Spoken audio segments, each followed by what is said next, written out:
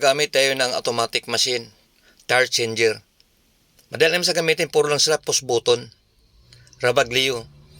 Ito yung ginagamit namin sa shop. Tingnan mo paano namin tinatanggal yung gulong.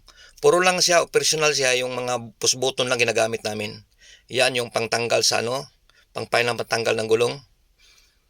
Ayan, tingnan mo. Ayun lang, push mo lang siya, didiin sa salihalin, tapos iangat siya. Tapos ikutin mo siya.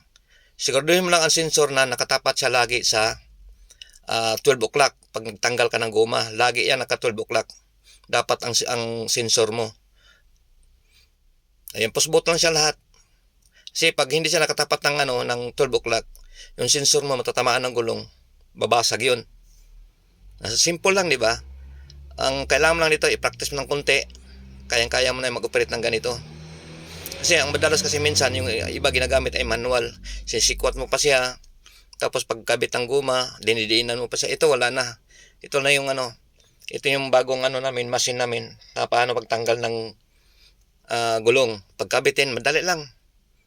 Ang sensor naman, pag nagkabit ka ng guma, dapat nakatapat yung sensor mo sa 3 o'clock. Dapat ang sensor lagi pag nagkabit ng guma. Pag nagtanggal ng guma ay 12 o'clock lagi yan nakatapat. Ayun yung yun yung procedure paano magtanggal naman na maiwasan na masisira ang sensor. Ay, kaya tingnan mo ulit yan. Dapat nakatapat yan sa sa 12 o'clock yung niya. Sensor lagi ha, tandaan. 12 o'clock lagi nakatapat ang sensor pag magtanggal ng guma. Kung may sensor yung rim.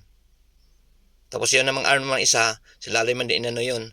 Tapos dito sa gilid yan, may pinipihit yan, may pinupush yan dyan na para papasok sa papasok yan sa loob yung arm niya. Papagtanggal ng diba? Simple lang, hindi ka na magsikwat-sikwat pa. Ikaw na lang mag-operate. Basta lagi ang tandaan, ang sensor ay 12 o'clock pag nagtanggal ng guma, lagi. Pag nagkabit ka naman ay dapat 3 o'clock ang sensor pag nagkabit ka ng guma lagi, or 4 o'clock.